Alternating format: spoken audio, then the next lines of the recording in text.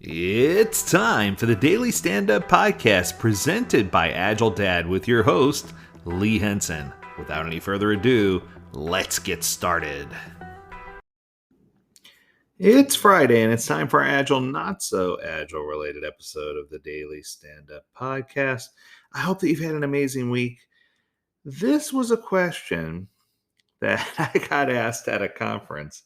And it threw me for a curveball. And I thought I'd share with you because I put together a list. So part of this list came from Dr. Schlesinger's book, The Proper Care and Feeding of a Husband.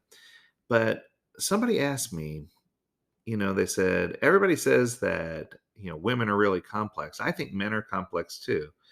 And she says, if men are not complex, prove it by telling me the 10 basic needs that men have in relationships. And I thought this would be a fun episode, especially around the holidays, because Dr. Schlesinger, Laura Schlesinger, starts in her book, and the first few words of her book are men are simple creatures. And what I can tell you is that there are some very basic needs and necessities, but I'm not trying to simplify what men are like, but whether you are in a heterosexual, a homosexual, a multisexual, doesn't matter what kind of relationship you're in, what are the 10 basic needs that men have in relationships? So let's throw these out there and see what you got. Right out of the top, right at the top of the list, number one, men need to feel needed. It's one of these things where if a man doesn't feel like he's needed or that he's serving a purpose or that there's something there, then he's going to feel more distant. He's not going to feel like he belongs. Men are well aware that women don't necessarily need them. Many men face existential crisis because of it, but it's not women's fault. It's men's fault more than anything. We've held on so long to the belief that if we need to take on certain roles and responsibilities in a relationship, that it's stunted our ability to grow and evolve with time. So I think it's important for us to figure out where we are in a relationship, what type of relationship we have, and how we can feel needed. And understand that it's okay to feel needed. And it's one of these things where people appreciate the little things that you do, but you have to live by the rules of chivalry in both directions. And I think that sometimes we have a biological urge to want to try to feel more macho or masculine and not feel needed. But the truth is, we do need to feel needed. All right, here's another one, and this one's different. Men need to feel supported, right? So the truth is, anytime a man is in a substantial relationship, whether it's a committed relationship, a marriage, whatever the case may be, statistically, they generally make more money than people who are single. And I know that sounds crazy. And, I've got my own theories as to why this may or may not be true that really have nothing to do with the study that we found. But my theory is that men thrive when they're supported by a person that they love. It gives them a purpose and a reason to succeed. That brings us back to the first one, right? Um, we need someone to confide in when we fail and celebrate with when we win. It's just one of those things where it helps us understand that we are supported and that we're loved. All right, next one, number three. Men need stability. Interestingly, stability is usually a term that we hear women use when discussing what they need in relationships, but it doesn't make it less important for a man. As a man, you need to understand, I get the conditioning that men should be the pursers when it comes to dating relationships, and they need to be the pursuers as well. But if you're familiar with the person that you're dealing with, and you need to try a little harder to be a little more. I know that sounds crazy, but if you're seeking stability, you need to make sure that you understand why you want to take things to the next level and why you want that stability, and that you're not just looking for the companionship in a relationship to have stability. That's a big part of it, but that there's more to the security side and that there's more to the recognition. It's more than just a piece of paper when you're talking about stability. If you went to work every single day, now think about this. This is an easy way to put it into perspective. If you went to work every single day wondering if you're going to get fired, you'd never be able to perform to your highest level. But if you went to work every day knowing that you had a lifelong or eternal job, you would do your best every single day because you would appreciate the fact that you have that there. And I think this is the same thing in a relationship, right? If you know that you have someone there that's going to be there for you, then it's going to be a lot easier. All right, how about number four? Men need a teammate. There are guys out there who try to control everything in a relationship and they don't value opinions or input. And those are the guys who are the ones that we are trying to reach out to today, right? These are not the type of guys that you want to be or the type of guys that you want to give your time and attention to. They're not guys that I or anyone that I know would ever want to be friends with, much less in a relationship with. So if you happen to run into a well adjusted, good hearted man who understands that they need a teammate in life and in love and they're happy, then they need someone that they can count on, confide in, and work together with in order to achieve a life that both of you dreamed of. Having a teammate is not impossible. And in many situations, teammates start a business together, or maybe they have separate careers, but they still stay intact with one another. Um, there have been times where mom stays home as a stay-at-home mom, or dad stays home as a stay-at-home dad. And it's okay either way, or a stay-at-home dad altogether. It doesn't matter which one of these you fall into, right? Teammates do this best. They understand the world that their partner lives in, and they do the best they can to be the yin to their yang. Okay, this one's a good one. Men need humor. Let's just face it. In today's day and age, people take life way too seriously. It's there are too many things that are already serious. There's bills and work and obligations and things like that. But if you don't take time to be more lighthearted, if you don't take time to loosen up, much of life requires us to do adulting, right? To be adults. But there has to be a time where we can stop and enjoy things. And if the person that we're with isn't someone that we can let loose with, someone we can have fun with, then what's the point?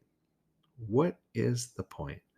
We need to make sure that we understand that whoever it is that we're in love with, that they need to know how attractive a healthy sense of humor is in a man. And it should be no surprise that it's equally attractive in a woman as it is in a man, right?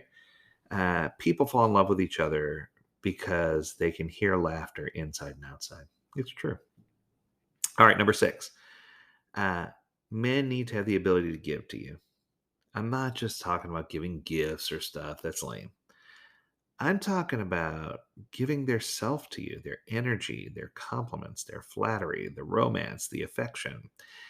All of these things make you feel good, but they make them feel good as well. And if you and I've met people who've done this in relationships and it drives me crazy. If you're the person that, oh, stop doing that, it makes me feel better. Oh, I don't like when you talk about me that way. Oh my goodness.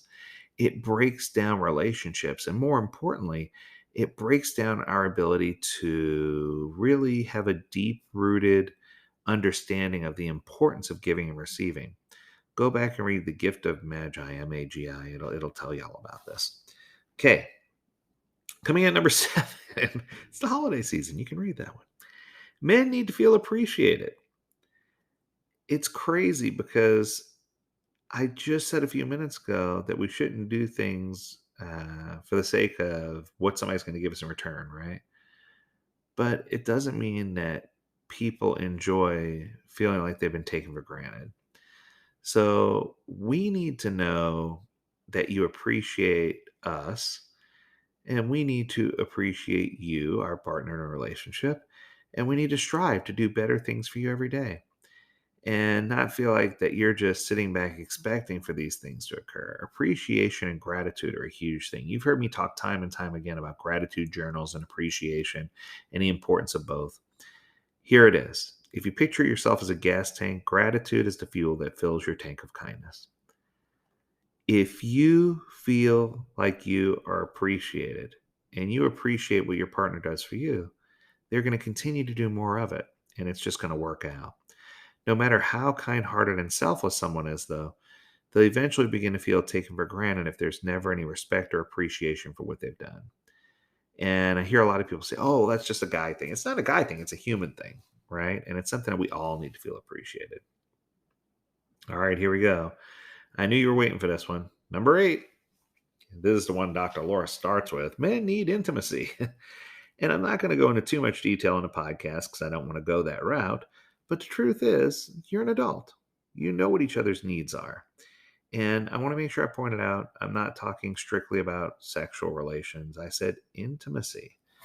There has to be some type of connection. And it's a connection that needs to make you feel safe and your truest self. It's something that needs to make you feel like I want to go walk on a beach with this person together, or go walk in a park with this person, or go to a movie, or hold their hand, or hugging each other. Those things are important. And the truth is, guys and gals need this equally. It doesn't matter which realm you're in, or who you're dating, or who your relationship is with. Everybody needs an equal balance of this. All right, coming in at number 9. Men need their own identity. This is important for both parties. I think that individual identity is something that a lot of people forget about. And what this means is so many men are trying hard to win someone's attention or keep someone's attention that they end up sacrificing who they really are in the process and changing or trying to change who they are. That shouldn't be the case. It's important for you to cleave together and eventually mold and come to terms with who each other are. But oftentimes you find that these people end up sacrificing time with friends, family. They end up giving up doing things that they love. And it's important to spend oodles of time with the person you love. But you should not have to extinguish all of your own fires of passion and the things that interest you in order to bring you joy in your relationship. The things outside of your relationship, of course, should negatively impact your internal relationship, but you shouldn't have to give things up. So it's one of those things where you need to have some limits, but you need to draw some lines, but you need to have your individual identity in order to have fulfillment. And fulfillment brings happiness, and that's just the way it is. And then coming at number 10, men need to be loved for who they really are. The obvious is that, whether it's women, so let's take women, for example, for a second. They've spent centuries facing immense pressure and influence about how they look, what they wear, how they speak, what their relationship status is. And I could go on for days about other aspects, right? It's unfair, unjust, and unreasonable. It shouldn't be that way. The truth is, though, men need to feel secure about who they are too. So part of it could be, it's kind of funny because someone pointed this out to me. They said, men compare themselves in other ways that are similar to the way women do.